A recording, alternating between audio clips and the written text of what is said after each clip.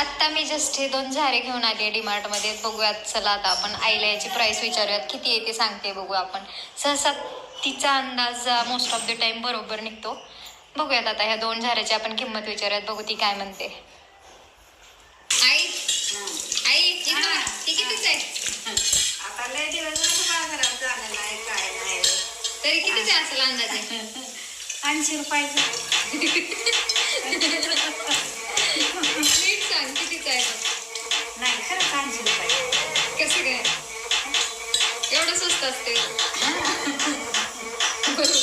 बरोबर 80 रुपयाचं आहे हे. बरं. हे दुसरं कितीच आहे? आता दुसरं ती वेगळं दिसाले. कितीचा असेल तरी अंदाजे? हा हे सांगितलंस तू बरोबर, तुझा अंदाज बरोबर निघाला छोटा गोलचा. आता हे वाला आता ह्याला मग का बरोबर ओळखतीस का? कितीचा असेल अंदाजे सांग. 100. नाही तेवढं नाही. 70 का? नाही लय कमी झालं ते. बरं मग का 90चं आहे का? नाही 150 रुपयाचं आहे. बरं मग हे चुकलं म्हणायचं. हे वाला बरोबर आलं तुझं एकदम. हा